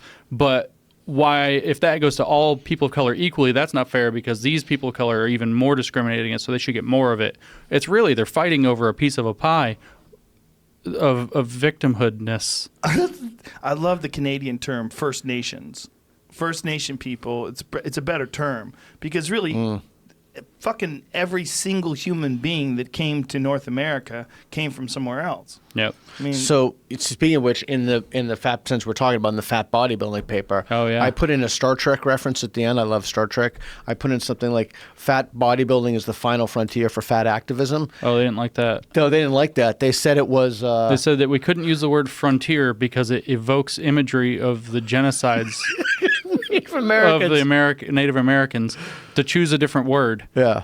Yeah. Yeah. So when Frontier. holy shit. Yeah, you're- Think about Frontier Airlines, right? What's up with them? They're Yeah. in trouble. Fucked. They're your fucked. whole worldview is so utterly distorted and twisted, and the things you believe are totally untethered to reality, but yet you believe there's knowledge. You believe it's knowledge because it's published. And think about what it does to the students that pick this stuff up. You go to college, you pick this up, you start majoring in it. You could be majoring in something where you actually learn to do critical thinking, to engage with ideas. If you're disadvantaged going into college, that's your best chance to get out of that situation. Exactly. Is to grapple with great critical thinking, learn some great skills, whether that's engineering and the sciences, something like that. Whether it's even if it's you want to get into like studying race and sociology, soft sciences, or you want to get into just literature, do it honestly, and you're going to get somewhere. But you get into this stuff where you can literally just make up your conclusions. What are you doing? You're teaching these people how to think about problems. They're seeing, the burger in the Santa Monica Pier is a problem now. I see it everywhere I go after I did this for a year. So you get the people in the habit of seeing problems everywhere. Are you helping them? Are you guys getting them gonna out of write the a problem? book about this or anything? We might one day. I don't know. It's a great idea for a book. The hard part is we could actually probably write 10 books. So condensing it down to a book. Usually you got an idea and you got to blow it up to a book. Right. We have to condense this down to a book. I And there- think talking about the problem, like just explaining what you've already explained on this podcast and actually having those studies that you did publish and the whole thought process behind creating them would be a great book. Well, we got a documentary happening about it. Yeah. We got Mike Nana is a documentarian from Australia that got hooked up with us. Is he a white male? He's not. He's brown. Oh, thank He's God. half Yeah. black. He's Thank half God. black. Watch out. Tell him how we met Mike. Oh, yeah. So it's interesting because we were starting out this project and then we ended up talking. We couldn't talk to anybody about it. It's so hard to keep a fucking secret this big, right? You just want to tell people like you aren't going to believe what I'm doing. Can't tell anybody. So we find a few trusted friends. We're telling this one guy, a buddy of ours, and he's like, "Oh my God, I know a documentarian who's like investigating all this shit going on in the universities already. He's already interested. Would you guys be interested? This would be a compelling documentary. Would you guys be interested in talking to him?" So we get in touch with him, and he's like, "Listen, I'll shoot this. I think there's a film here. I think you're going to ruin your careers. That's what I'm going to film. But in any case, I'll film this. But here's the deal. I'm only going to shoot it if you commit 100% to transparency. Let me tell the full story, honestly, what's really happening. We don't get to sugarcoat anything and make you guys look good." And of course, he thought we were just going to crash and burn. Yeah, and that's ruin what he our told lives. us later. He's like, the only reason I agreed to this is I was sure that you guys were going to torpedo your careers, like positive. Yeah, and so he thought it was going to be that, and he would have to like convince us to let him show it because we wouldn't want to. But does he know that you don't work in academia anymore? Yeah. But we were doing the project, so we reached out to him and said, through the mutual friend. How would it ruin your career? Well, I maybe would never get another job if I wanted to go back into academia, for example. Okay. Or, I mean, it hasn't happened yet, but you see people who do academic misconduct get banned from ever publishing academic papers again. That could still come down for me. I don't know it probably won't, but it might. And if it does, then if I try to get a job working for like a think tank or university or anything that depends on that, I'm locked out of that now. So, especially he's going to ruin Pete's career too. Let's be honest. He works in not just a university but Portland State. It's like ground Do you zero. think it's over for you? I don't know. I don't know what's going to happen. The people, when it's over for sure, they're always like, "I'm not sure. I don't know." Yeah, I don't know what's going to happen. I don't know. It's best not to prognosticate too much with all this stuff. You see, now we talked about Brett Weinstein and Heather Hying. They got firebombed, right? Their thing just blew the hell up, and then they got pushed out of their jobs. But in a sense, it's like, I don't know. I was talking to them when we were in Portland, and it feels like they kind of took the fall.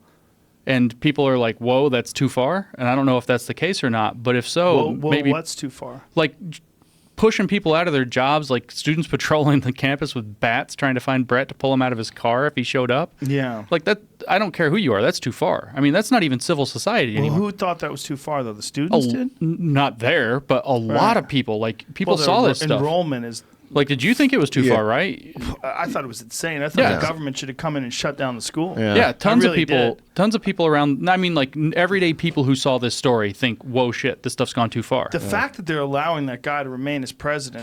Bridges is still there. It's absolutely nuts. It's absolutely nuts. When there was that scene in the wherever it was, conference room or wherever it was, when the kids were telling him to put his hands down. Because he was being aggressive with his hands. And he puts his hands down and they start laughing. It's like, what in the fuck is this? It is a system set up to where you can't win, is what it is, deliberately. But it's hilarious. Well, it is. They were laughing at him. He put his hands down. They're like, stop making hand gestures. You're being aggressive.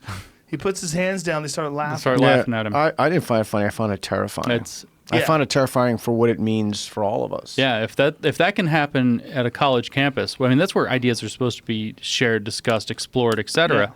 If that can happen at a college campus, everything's up for grabs at some point. Well, that college campus is really strange, right? It's really strange. They're struggling now. Enrollment's down. Yeah. Well, radically. Yeah. Radically down. Yeah, I mean, they could literally go under because of this. It looks like it might happen, yeah.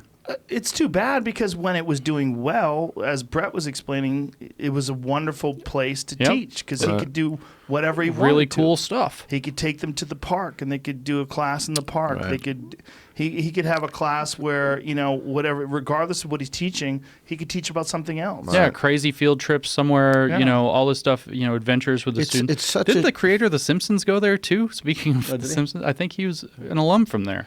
It's such a shame because they're just such decent people. They're just such Brett, kind. They're great. They're both great. They're on both the left, so smart too. So really legitimately smart. And fiercely progressive. And both of them. fiercely humans. progressive. They're decent humans. Of course, which that means they're alt-right adjacent. Right. It's just fucking hilarious, man. These people.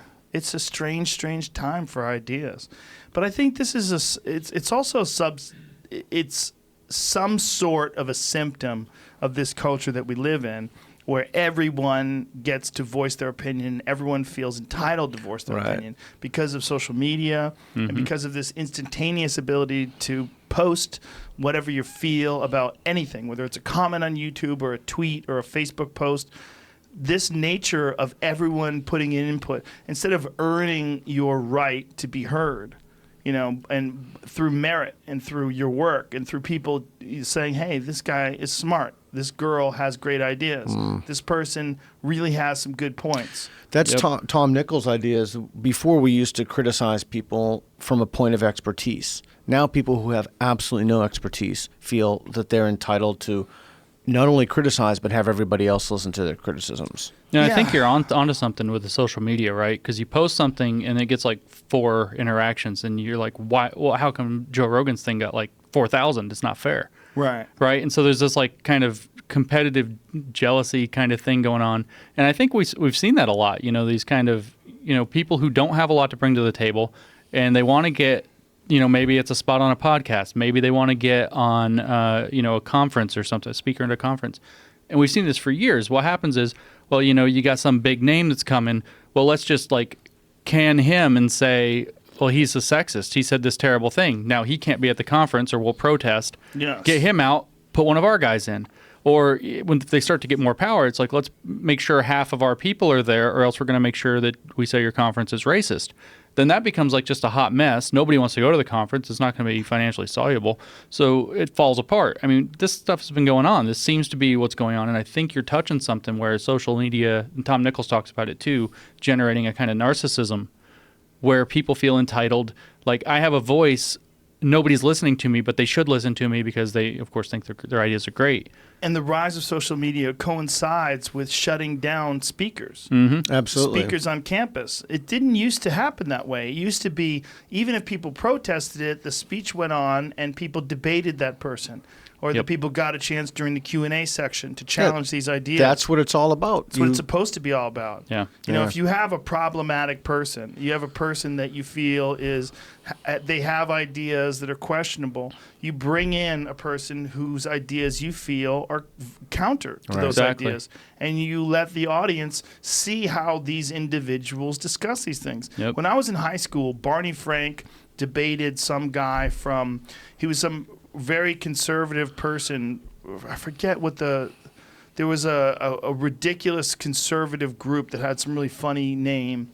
I forget what it was, but he was like this really canned Ronald Reagan style conservative, and Barney Frank was, I think he was still in the closet back then, but he was this like very articulate, powerful left wing guy, and they did it inside this community center in our high school, whatever it was, some auditorium, and I got a chance to watch this one guy talk about all these different, whatever it was, gay marriage or whatever his conservative ideas and values, and a marriage should be between a man and a woman, and all these different things that would, today at a lot of college campuses, you'd want those shut down. You don't want someone propagating these ideas. Right. But Barney Frank came on after him and eloquently dissected what was stupid about it and what the Constitution is all about. What makes America great is our freedom and our ability to express ourselves. And by doing so, me as a 16-year-old kid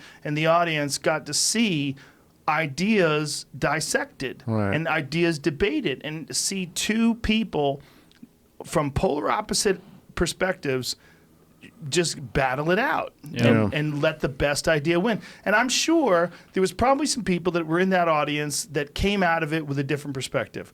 Like, yeah, gay people shouldn't get married. And yeah, marriage is supposed to be between a man and a woman. I'm sure of it.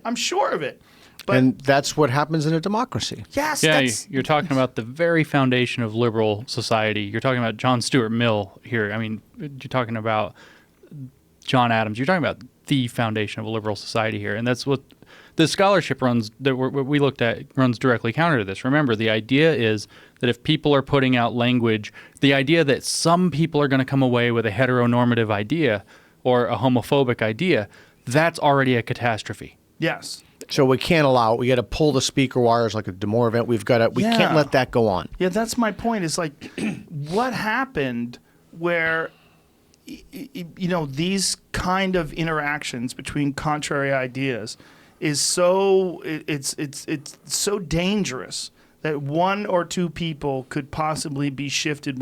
I mean, even if it's 30% of the audience. I mean, who the fuck knows what's going to happen when people are sitting there listening? And who's to say that you're right or you're wrong?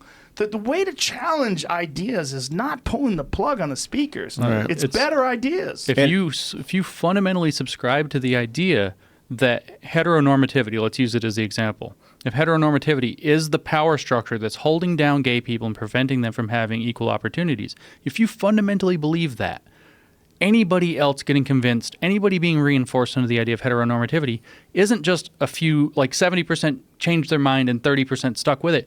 That's just bolstering the already imagined to be completely dominant view. It's really kind of anti-progress, right? Because it views the idea that power structures can't change. They're always rooted in some identity. Whoever has, there's more straight people than gay people.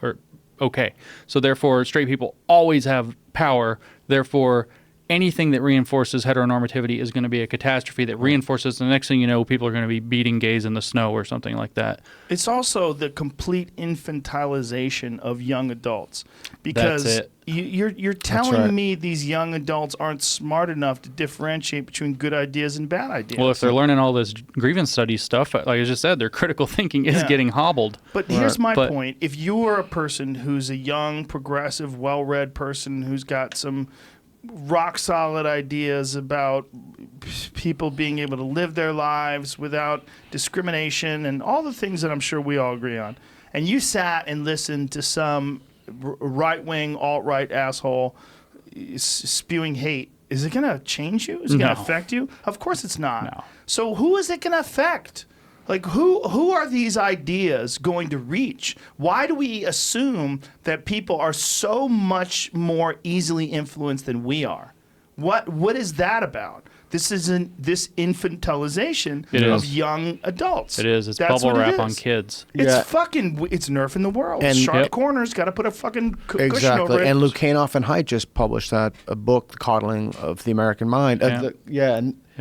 And I think if you look at Haidt's work and the Heterodox Academy, and he's fighting for this, but we have infantilized people. We have infantilized students.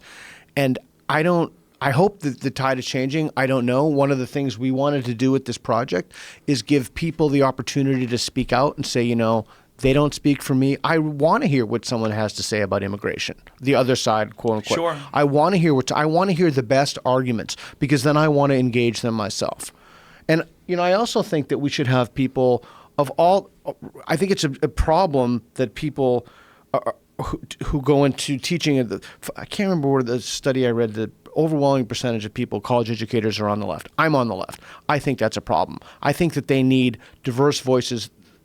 Diversity also has to be ideological diversity. And if you want people to be less brittle, and if you want people to be less infantilized, they have to hear the other side, but they have to hear, this is also Mill's idea, they have to hear it from people who believe it. Yeah, that's in John Stuart Mill's book on liberty. It's not enough to have heard that the other side, the argument from the other side exists. You need to hear the best case put forward by people who really, really subscribe to it, and then work against that. If you can defeat that, then it deserves to be defeated, right? Yeah. And this is the thing. I think, in general, human beings, we all put forth our best ideas, and we're all wrong most of the time. We can be a smart guy or a smart woman, whatever. We're all pretty stupid. We put forth a lot of ideas. Most of them are wrong. It's true for everybody. True for you, me, everybody. And what we should really be relying on is, I put down an idea, and you're like, well, I don't know about that. And so we start cutting away the bullshit that I tucked into my idea, the stuff I didn't have right. We do that, and now the idea that survives that process is better. And then somebody else comes along and says, wait, that part's probably a little bit bullshit, but this you could add to it and make it better. And then some of that's wrong. And this is the process of how we really produce knowledge. Right. Yeah. And that's what gives us a vibrant culture too. Right. And as opposed to what we see here, where the three of us can make up a conclusion and write a paper to support it. And then if you criticize it, you had to have criticized it because you were sexist or because you were racist. If you do a scientific test that shows that it's wrong, the science must have been sexist or racist. Anything, once you're doing that, you're really in the weeds. You're not helping anybody. Yeah, Right. and we need to study these areas, gender and race, but we need to do it right. Yeah, and we need to do it freely, where you could just talk, Right. and you don't get accused of all sorts of horrible transgressions. Exactly. And that's the culture that we want to see in here, Yeah. and that's not the culture we have. Well, I think there's, everyone is railing against identity politics, and I think we can all agree identity politics are a huge problem. Yeah. But another problem that goes along with it, hand in hand, is identifying personally with ideas, where these ideas are connected to your ego, Your identity. to who you are. Exactly. Yeah, I wrote a You book cling about to them. that. Did you? Yeah. What's it called? Everybody's wrong about God. And it sounds like I'm just going to go after religion, but it's actually the culmination of my study of religious psychology. And so really what it was targeting, it talks about what's going on with religion and why people believe religion and what God actually stands for in terms of, psychology as it might see it. But then what it was really targeting was I saw all these people who are like, loudmouth atheists. And they were like this and that and the other thing. And they have this whole community. And I saw, holy shit, they're doing the same thing. Yes. Right? They're doing the same thing. And what are they doing? They're identifying as an atheist. I am an atheist. Yeah. What does that mean? Well, I want to be a good atheist. How the fuck do you be a good atheist? That doesn't make any sense. Do you remember Atheism Plus? Atheism Yeah. Plus was exactly what I was looking at, my bro. favorite. That Right. was gold. I watched a whole speech, like smoking a joint and laughing my fucking ass off at this dork who was speaking in front of some other group of dorks that were all part of the Atheism Plus movement, Yeah. and he just kept just ranting about sexual harassment and diversity and all these different things, and attaching them to atheism. Exactly. Like, motherfucker, you're making your own religion. Exactly. That's That's exactly exactly right. right. doing? Exactly. That's exactly right. Hi, Yeah. Joe Rogan saw it straight through it. There it is. I was laughing. Dude, it was so fun because the guy was such a virtue signaling little weasel. Oh, totally. It was sneaky like, what they're doing. Yeah, sneaky little fucker. Yeah, a little sneaky fucker that was trying to get girls to like him. I guarantee you that. Yep. You see what it is, though, is I got to be a good atheist. How do I do it? Well, I don't know, because atheist means don't believe stuff of a certain kind. So they have to start tacking. Plus was so strange. And it was plus what? That plus died social off. justice. How did that? It died off because it didn't work. Well, Guys those people didn't are get still laid. grumbling around or whatever. But what happened is I think doubt it. Oh, they got a whole blog. They complained about our project. Yeah. You know what they said? They're still there. Yeah, we're What'd they straight say? white men.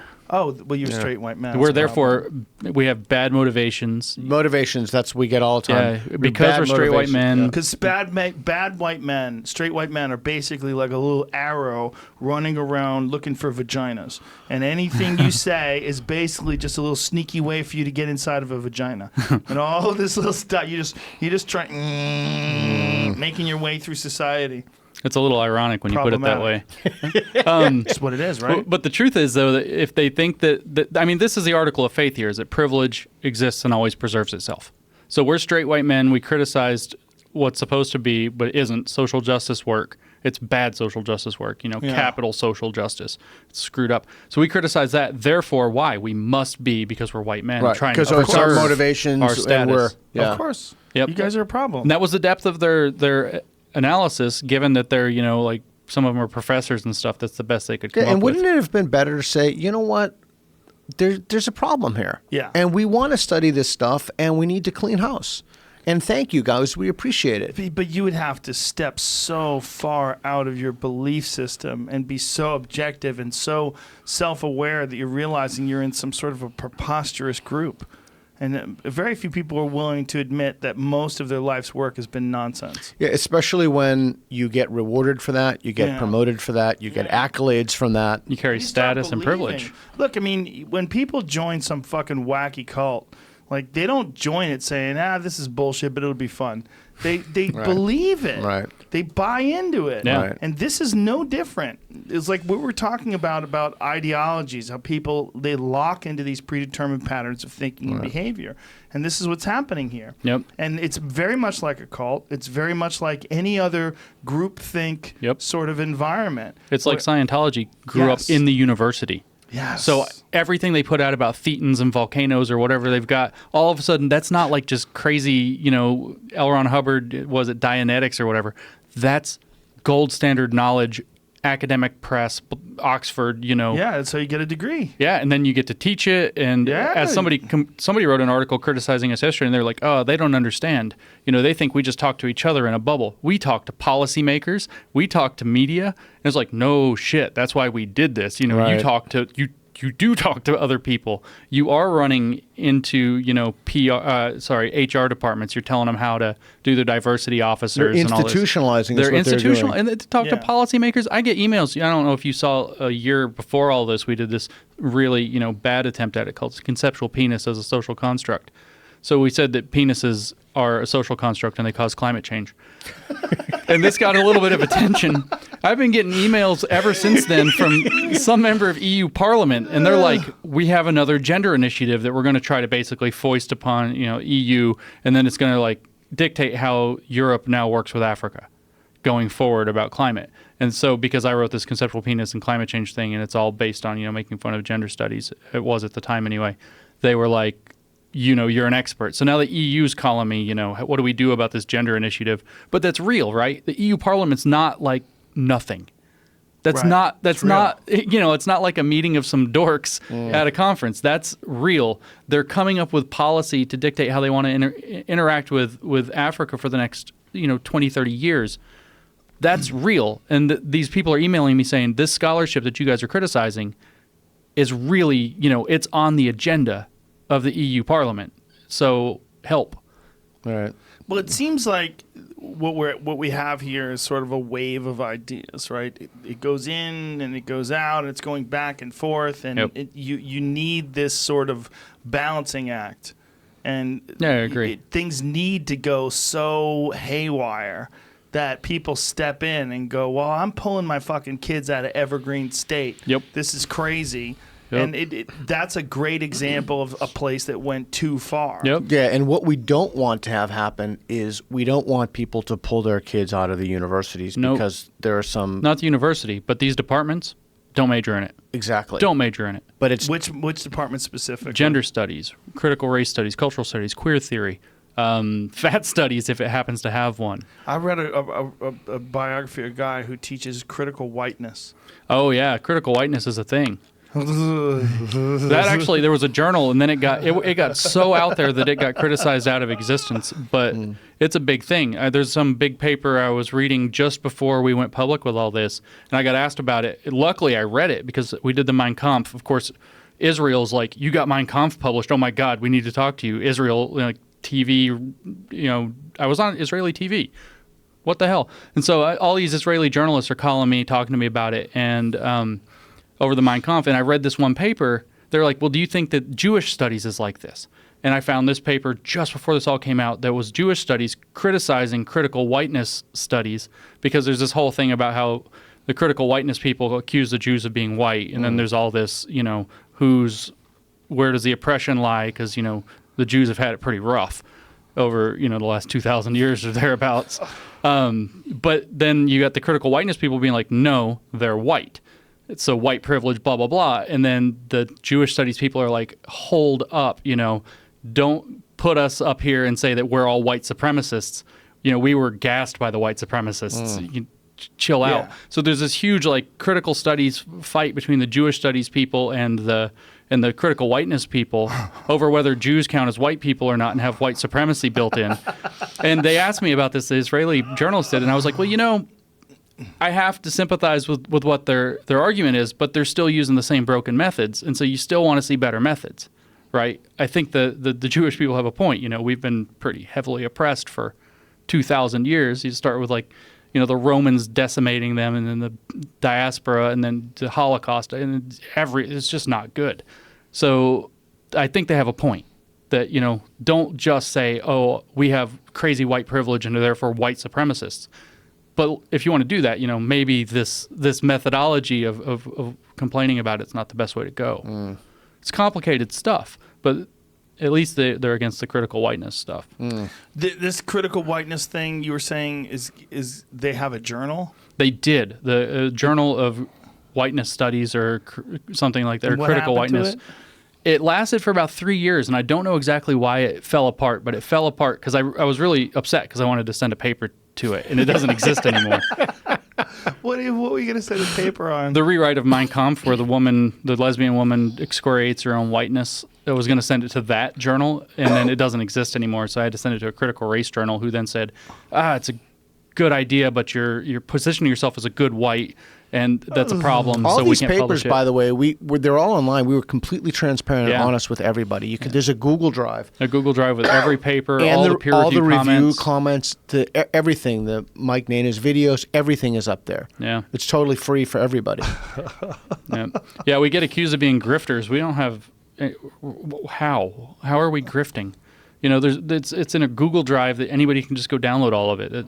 I don't recall getting money for that. We really do think that, and I'm. Yeah, there you go. Swedish professor rebels against university's critical whiteness This is new, studies. Oh, yeah. A couple days ago. One of Sweden's most merited and acclaimed political scientists and long-term critics of identity politics, Bo Rothstein, has argued that identity-based disciplines like grievance studies, which deals with the concept of collective guilt, have no place in academia. Yeah, grievance studies is right on. Yeah, grievance that guy's fired. We came up with grievance studies, so I'm delighted to see that that's caught on. To start a podcast immediately and a Patreon page so that you don't have to worry about losing your house. Right. Yeah, exactly. Right on.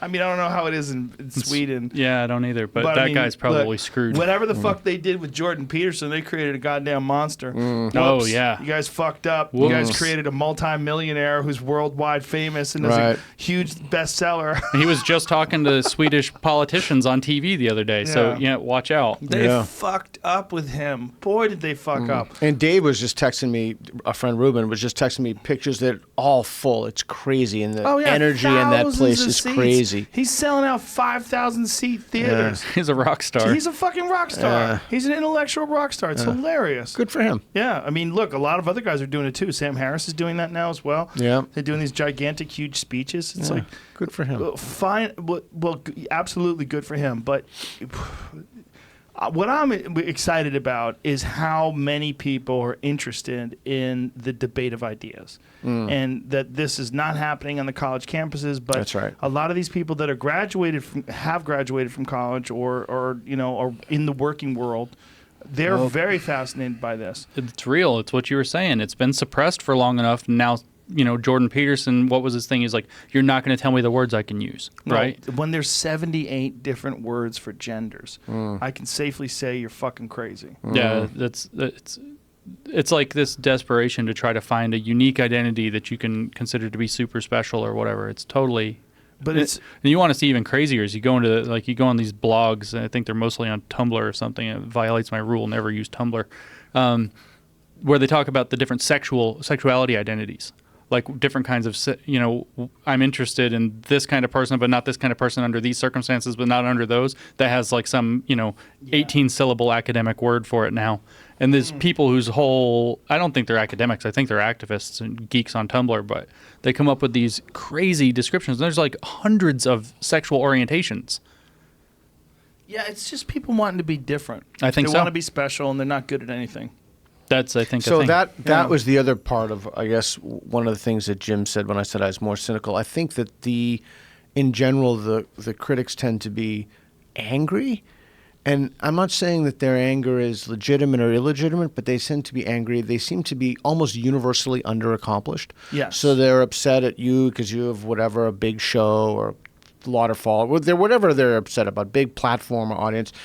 They're just generally disagreeable people, and they found these communities of other people who are enraged, who are also underaccomplished, who they can lash out at people together and then virtue signal, get rewarded for Rogan, that whatever they want to call you or whatever they want to call us or whoever else. Some kind of an oppressor. Probably. Yeah, some kind of oppressor. And there's something that's so, I don't know how we can deal with that. I mean, our attempt to do this was to try to delegitimize where they get their knowledge from, like what they call knowledge, so what they could point to.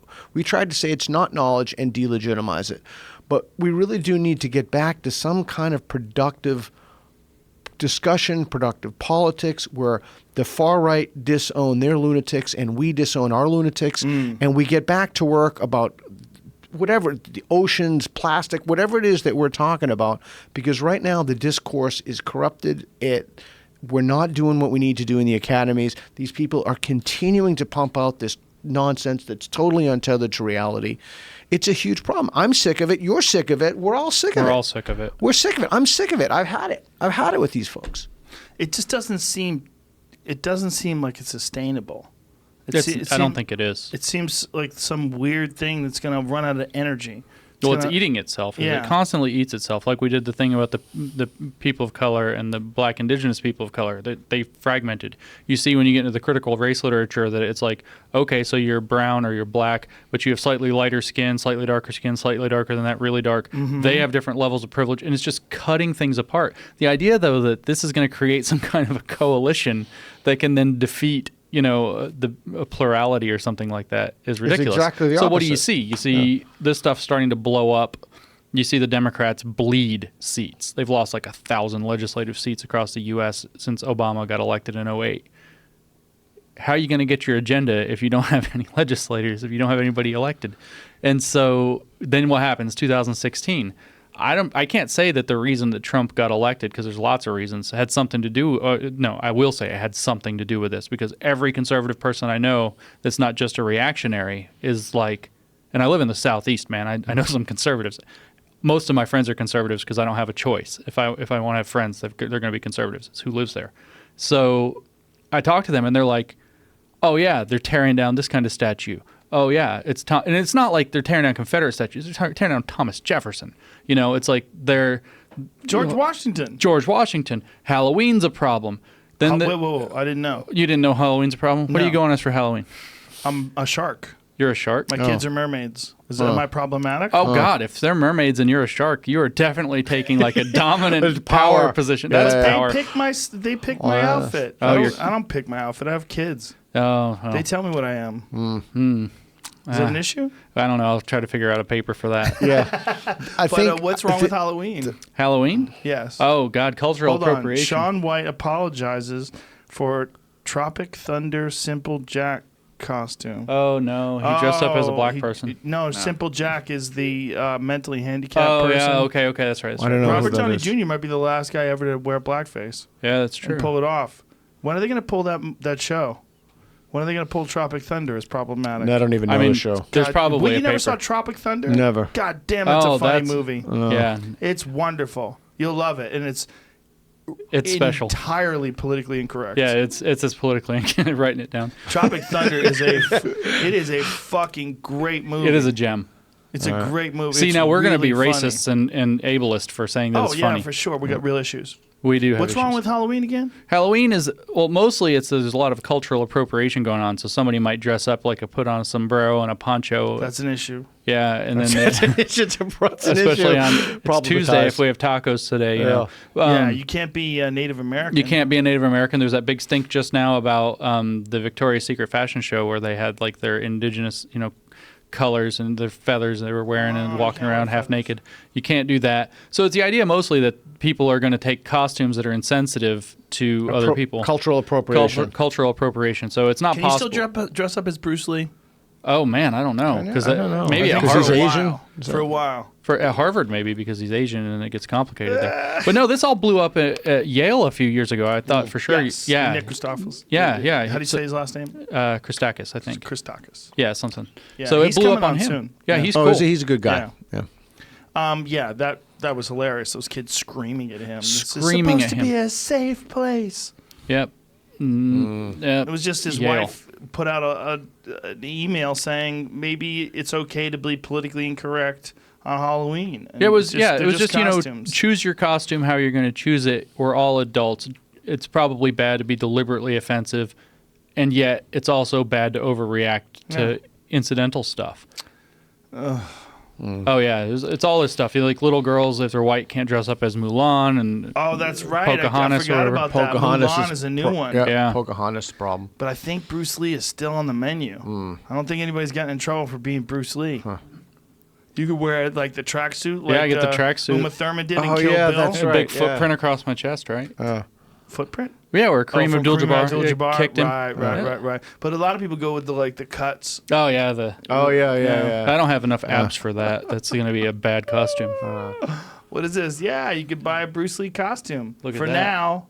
For now. For now. Who knows? Oh, it comes with a wig, too. Yeah, dope. For now. Oh, even a baby costume. Look at that. Look at that. Wow. As long as you're Chinese, that baby's Chinese. That's fine. Yeah. Oh, that guy's fucked. Yeah, that You guy's can't going be a down. kung fu guy. No, not allowed. Can't be a ninja. No, way too Yeah. much cultural appropriation. Boy, this mess that we're in. Is there a light at the end of the tunnel? I think so. Yeah. Yeah, I think so. The response that we've got so far has been really positive, but it's all like the secret positive.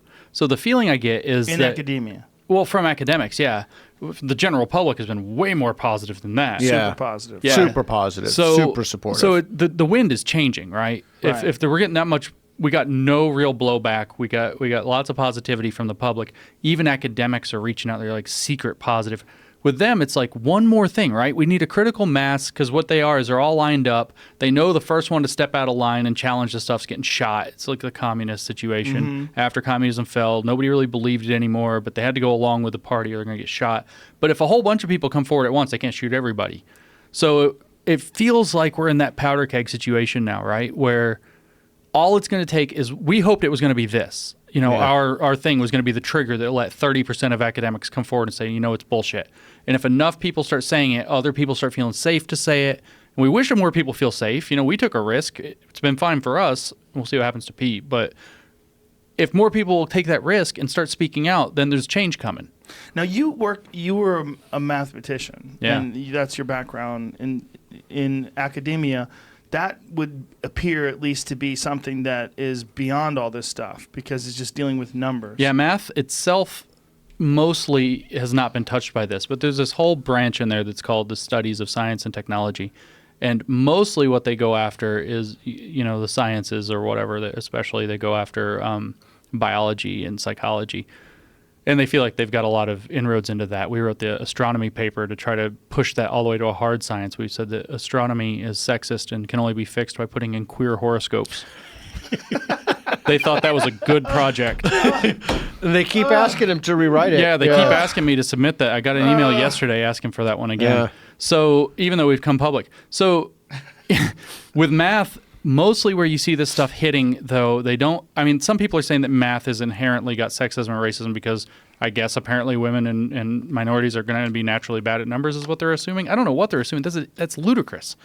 But they mostly go after education. So they say, oh, look, the scores, the SAT math scores or whatever for men, white men are higher than for black men or something like that.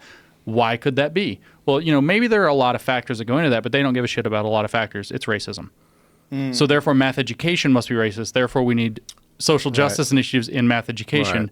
And that's exactly what they do. And so then you have diversity math, and I don't even know what that is. But it's not something that you would see like at mathematics research level. It's something that you see at junior high school, elementary school that they're teaching your kids, which is why it's scary as hell. So is there a light at the end of the tunnel, and what do you... Yeah, I still think there's a lot. I think people hate this stuff. I think people are getting sick. People outside hate it. People And people outside inside hate it. hate it too, though. But they're afraid. Yeah, I had this guy come up to me repeatedly last week. This guy, he's got 2 PhDs, brilliant guy. He comes up to me repeatedly. What you did is so important. It's so necessary. I can't talk about it. I'm sorry I can't talk about it. I wish I could talk about it. But I talked to a lot of academics, and everybody's saying the same thing. They know you got them. It's only a matter of time now. One more event, and they shake off the fear. I think it's close. I don't know what the next event is. I don't think it's more bogus papers. I think it's probably somebody getting fired that didn't deserve it or something like that. One more thing, and people are going to be ready to shake this off. Why does this ideology infect tech companies? And it seems to get them more than it gets anyone else. I know. What is it? We should ask Damore that. I don't know. Yeah, he's fucked. I mean, that guy can't get a job. He just got one. I just talked to him the other day. He just got one. Well, don't say where he's working. No, definitely not. They'll go after him. Yeah, I don't know why it's in tech so much. Maybe there's some kind of Silicon Valley connection there or whatever, where, Silicon Valley is in, the kind of Bay Area, California. You've got a lot of the liberal hippie stuff that started out, as you were talking about, in the 60s and 70s. So it's kind of in the water there. In general, I would say that what you're seeing is that this stuff the big turn to making this applied was in the 90s. Right? So they've had an entire generation of students that have just been really getting this stuff crammed down their throat. They really have taken over the education in the last 10 years. It was just starting when I left academia in 2010 that, it was like, oh, we're going to focus on diversity. We're going to have diversity commitments. We're just going to get into the general curriculum. So you're getting more and more students that are getting educated in this that are now going out into the workplace. Right? So if half your workforce in tech, because tech moves so fast, I'm just guessing why this might be a thing. Tech moves really fast, so you've got to have some fresh training to go in there. If they've been educated with diversity stuff crammed down their throat the whole time, and there's huge initiatives to try to increase representation of women in particular in tech, and these are seen as automatically good initiatives. If there's been, this is the culture that they're being educated in, and then they take that culture to the workplace and think this is what tech is about, and then they're surrounded by like-minded people who encourage it. It's totally plausible that what you've got is sort of a tech echo chamber that's bouncing these things around and keeping it there. Here's another question. Why is it that here's a scenario, right? The scenario is universities are almost predominantly taught by people that are on the left. True. It's massive. It's in the 90% range, True. Right? When you have this sort of environment of these nonsense ideas that are accepted as fact and taught and put into published papers, then you have a situation where the left routinely attacks itself, Right. and devours itself, Right. for not being left enough. You're always having people that are upset that someone's not progressive enough. Left-wing people attacking left-wing people. Right. You do not see that on the right. Well, you did. That's kind of what the whole Tea Party movement was, right? But they didn't do it in the academic field because they didn't have power there. Because they weren't academics. Right. Well, yeah, that shift started in the 60s and 70s. They started bringing in the Tea Party these... field, that was during the Obama administration, Yeah, right? so that's when, what was the biggest fear for every Republican congressman then was that they're going to get primaried from the right. So they were going to have some populist yahoo go screaming about whatever they scream about. There's going to be more to the right, harder conservatism, conservative movement, capital C, capital M kind of thing. And they're going to just drill into the reason that the conservative politics aren't succeeding is because we're not conservative enough. That's the prevailing view where I live in the Southeast. Mm-hmm. It's the same thing as you see in the universities, but reversed in terms of polarization.